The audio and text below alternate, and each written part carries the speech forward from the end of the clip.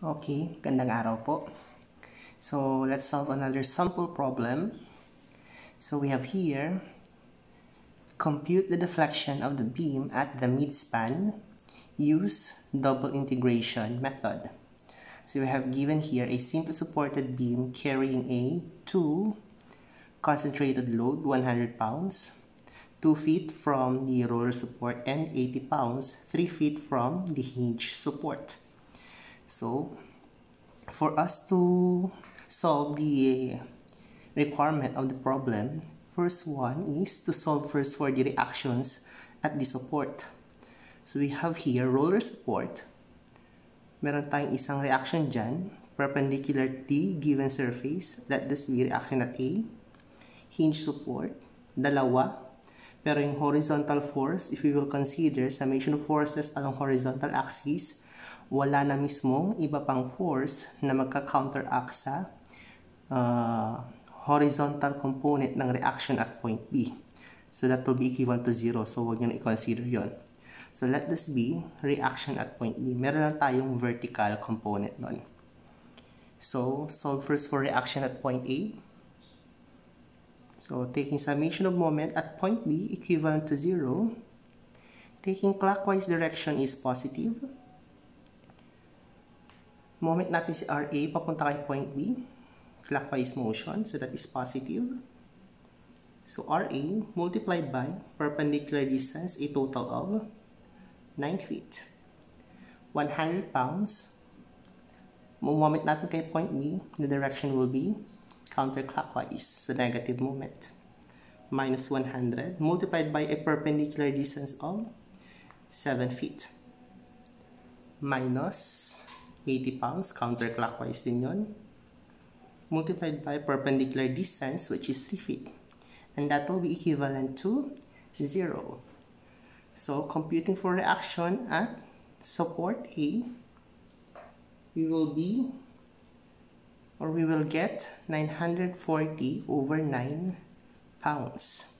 So, pwede rin siya naka-decimal form. Okay lang din yun. And then, taking summation of moment at point A, equivalent to 0. Clockwise motion is positive. Yung RB papunta kay point A, that is counterclockwise in motion.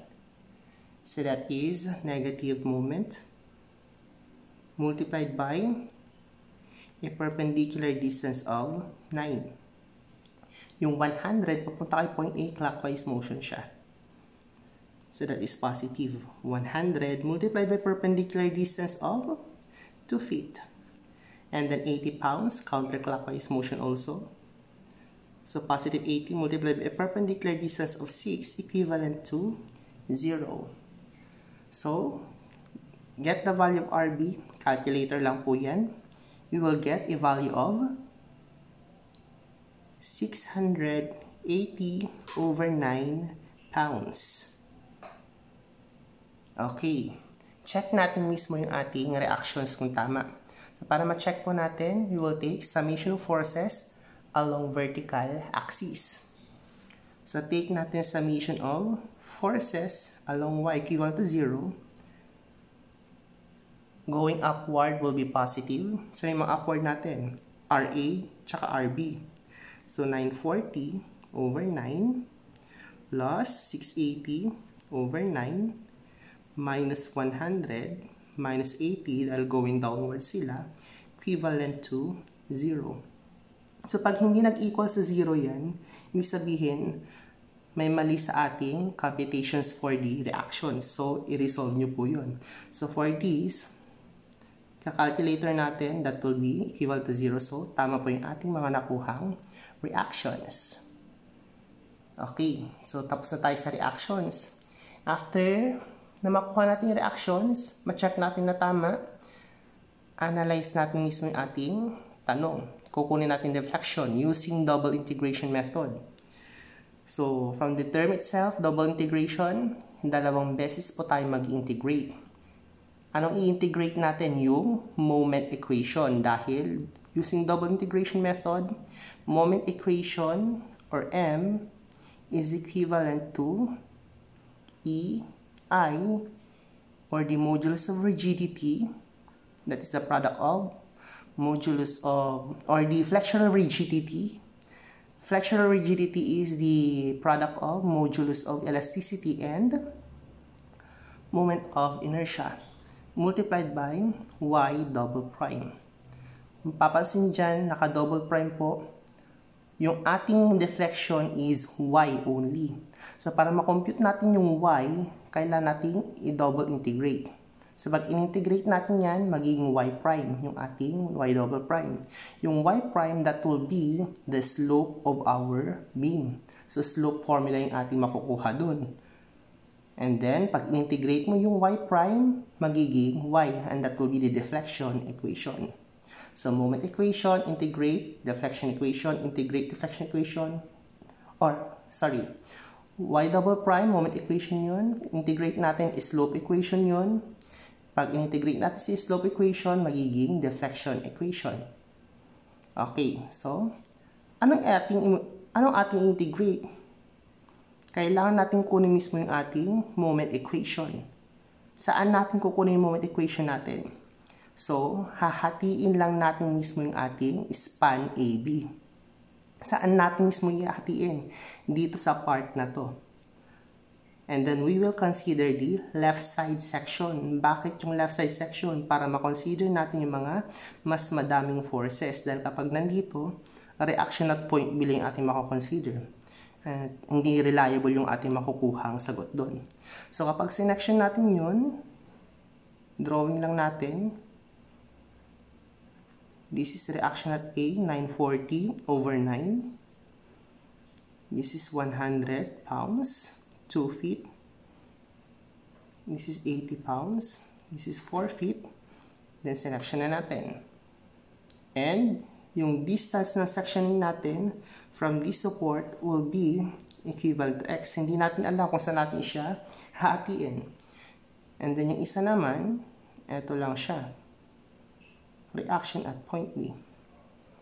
So, hindi natin i-consider to. Ito lang i-consider natin yung nasa left side section. And kapag hinahati natin mismo yung ating structural part or sinesection po natin, laging may lumalabas dun na force. At isa dun yung moment natin. Nasa mismo yung moment natin?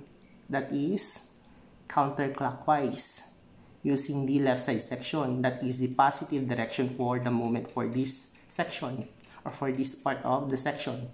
Pag ito namin consider natin, that is clockwise in motion. Okay, so kunin natin yung moment. Paano natin makuha yung moment dito? We will just take summation of moment at this point. So, taking summation of moment at that point, equivalent to 0, clockwise motion is positive. Yung 940, papunta dun sa point 9 is clockwise, so positive. 940 over 9, anong distance niya? Papunta dun, that is x. Yung 100, papunta sa point na to, i-moment natin, that is counterclockwise. So, that is minus 100. Ano kanyang perpendicular distance? From this point to this point. Ano yun? That is x minus this distance. So, that is x minus 2. 80 pounds, papunta sa point na yun. That is counterclockwise also. Minus 80 multiplied by perpendicular distance. Ito yun. Ano yung distance na yan? That will be x minus 6. And then, meron tayong moment doon. Counterclockwise in motion. So, that is minus m equivalent to 0. Ito na yung kinukuha. So, transpose mo lang yung magiging positive. M is equivalent to 940x over 9 minus 100 x minus 2 minus 80 multiplied by x minus 6. And we will substitute this moment equation to our formula. So therefore, EI y double prime is equivalent to 940x over 9 minus 100 x minus 2 minus 80 x minus 6. Okay, so meron tayong moment equation. So, pag meron tayong moment equation, we are now ready to integrate both sides of the equation. EI, the flexural rigidity that is constant. So, mamumultiply lang kapag nag-i-integrate. So, EI, integrating y double prime will be the slope, y prime, equivalent to, what is the integral of 940x over 9? 940 over 9, that is constant. Integral of x is x squared over 2. So, gawin natin 8 and 2. 9 times 2. Minus, integral of x minus 2, that is power formula again. That is x minus 2, quantity squared over 2. So, 100 over 2, 50 na yun. X minus 2, quantity squared. So, minus 80. Integral of x minus 6 is x minus 6 squared over 2. Again, power formula yon. So, may naka-over 2, may 80 doon, 40 na lang natira. So, x minus 6 quantity squared. And don't forget, kapag nag-integrate po tayo, palaging meron tayong plus constant. Let this be constant 1 or C1. So, that will be our slope equation.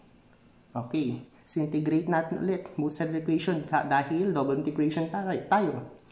Okay. EI, integrating y prime will be the deflection y. Ito na yung kinukuha natin. Equivalent to, integral of x squared is x cubed over 3. So, that will be 940 over 18 times 3, 54x cubed minus 50, integral of x minus 2 squared. Again, power formula, x minus 2 raised to 3 over 3. Minus 40, integral again, power formula, x minus 6 raised to 3 over 3. Integrate natin si C1. Integration of constant, we'll just multiply the constant by x. Again, pag nag-integrate tayo, meron palaging plus constant. So, that is plus C2. So, meron tayong deflection equation. Pero, hindi pa natin masyadong nakuha yung ating deflection equation. Dahil merong C1 tsaka C2 pa tayo dito. So, paano natin kukunin yung C1 tsaka C2? I-analyze lang po natin yung deflection form or deflection diagram ng ating given beam. Okay. So, kapag i-analyze natin, simple supported, ganyan po yung form ng kanyang deflection. So, magiging parang smiley siya. Pero, in actual po, hindi po natin yan napapansin. Ito ay exaggeration na pagkakadrawing. Although, meron talagang pagbaba ng ating or downward motion ng ating beam. Magde-deflect kumbaga. So, pag ganyan. Pero sa actual, hindi yan masyadong napapansin. Dahil kapag pag ganyan, medyo that is going to failure mode na yung ating mode talaga. Going to failure yung ating beam. Okay. So, paano kung kukunin yun? Analyze na natin. At kung mapapansin nyo, within the support, yung deflection ay 0. So, yun po yung boundaries na tinatawag. Para makuha yung C1 tsaka C2, i-analyze po natin yung boundaries natin. Nasa yung boundaries? Usually, yung boundaries natin ay nasa support. Okay. Analyze natin. At this point, at point A, ito yun. Ito po yung point A natin. Roller support at point A. Ito yun. Ano yung distance dyan? Wala pa. X is equivalent to 0. Wala pa. Hindi pa siya pupunta dun eh. Tama po ba? So, at point A, the distance x is equivalent to 0. And at point A also, the deflection value is 0. Ano bang deflection natin? Deflection is y. So, y is 0. So, at point A, x equals 0 and y is also 0. So, etong condition na to, isusubstitute lang natin mismo sa ating deflection equation kanina para makuha yung constant natin. So, isulat lang natin yung ating nakuha kanina, EI, Y. Ito yung ating nakuhang deflection equation kanina, 940 over 54, x cubed minus 50, x minus 2 raised to 3 over 3 minus 40, x minus 6 raised to 3 over 3 plus C1x plus C2. Okay, let's substitute. EI times y is 0, that is 0. So, ito, 940. That is 54 minus 50, 0 minus 2 raised to 3 over 3 minus 40, 0 minus 6 raised to 3 plus C1 times 0 plus C2. Okay, so calculator nyo lang yan para makuha yung C2. Kung papansin nyo, 0 na yon, eto 0 na, 0 na din to. Makukuha yung C2, di ba? Transpose nyo na lang yun.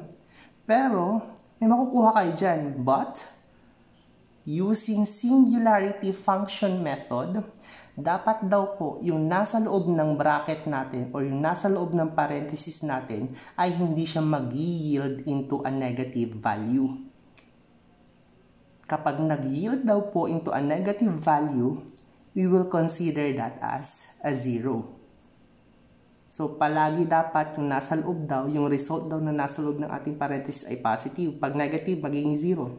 0 minus 2 is negative 2. So, negative value, ibig sabihin, magiging 0 na daw yan. 0 yung nasa loob. So, 0 raised to 3, 50 over 3, that is 0. 0 minus 6 is negative 6. So, hindi daw pwede maging negative yung nasa loob ng parenthesis. So, that will be considered as 0. That is using singularity function method. So, lagi nyo pong tatandaan yun. Dapat hindi siya mag-yield into negative. Dapat positive value palagi.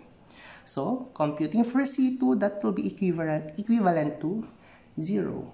Okay, so we have now C2. Okay. Solve naman natin yung C1. Let's analyze another boundary conditions. Yung ating isang support at point B. At point B, ang x natin ay 9 feet. Tama? Distance na from this point. And then yung y natin, deflection is also 0 since may support. So at point B, consider lang po natin yun. So at point B, x is equivalent to 9 feet. Papansin niyo po, x equals 9 feet and y, deflection is 0. So, substitute lang po natin yan sa ating deflection equation. EI times y, that is 0, equivalent to 940 over 54, x is 9, raised to 3 minus 50, 9 minus 2 raised to 3 over 3, minus 40, 9 minus 6, raised to 3 over 3, plus C1 times 9 plus C2, nakuha na natin, that is 0. Analyze natin. Tapos ito 0 na. Okay, titignan nyo yung ating nasa parenthesis, nasa parenthesis. 9 minus 2 is 7, positive value yun. So, okay, po pwede siyang i-calculate. 9 minus 6 is positive 3, so okay din, hindi siya negative. So, po pwede siyang i-calculate ulit. Gets nyo po, dapat hindi po magiging negative value yung result na nasa parenthesis. Okay, so masasolve na natin yung C1. Solving for C1, calculator na lang po yan guys. Transpose nyo to. And that is equivalent to negative 734.84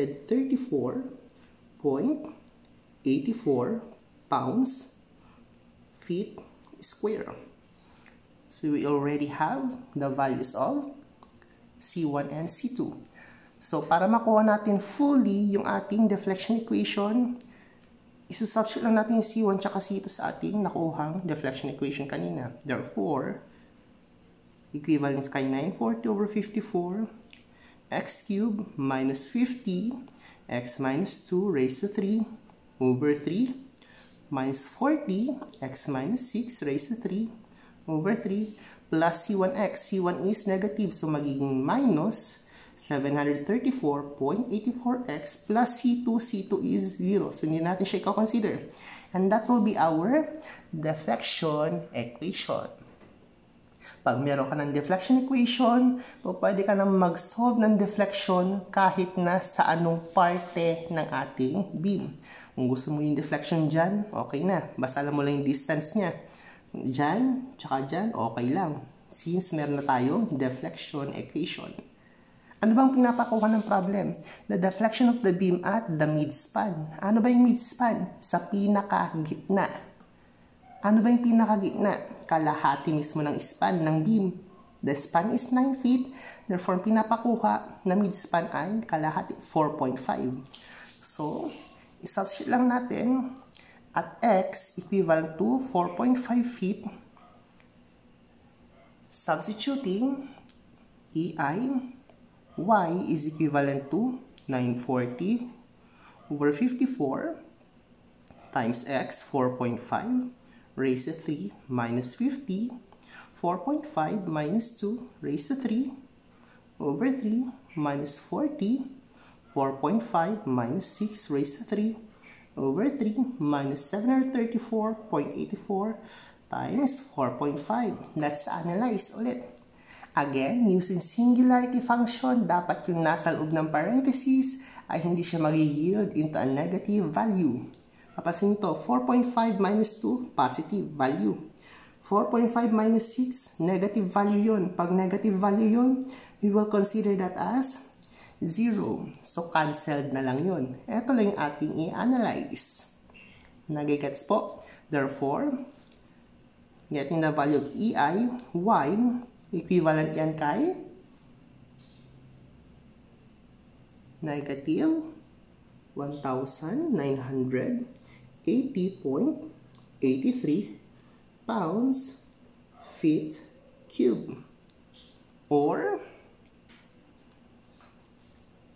yung lang natin, lipat lang natin yung EI, divide both sides by EI. Wala lang po kasing given value ng EI dito, pero yan ay constant po. No? So, kapag binigay yung ating flexural rigidity o yung volume modulus of elasticity tsaka yung, or masasolve nyo yung moment of inertia, makukompute nyo talaga yung deflection ng ating beam. I-divide nyo lang. So, y is equivalent to negative 1,980.83 over EI. Ano yung negative sign doon? Ibig sabihin ng negative sign doon na yung deflection sa part na yun ay pababa. So, alam naman natin yan, no? So, tamang drawing natin na deflection will go downward. That is the indication of negative sign. Or, pwede sabihin dyan, 1,980.83 over EI going downward. So, that will be the requirement for this given problem.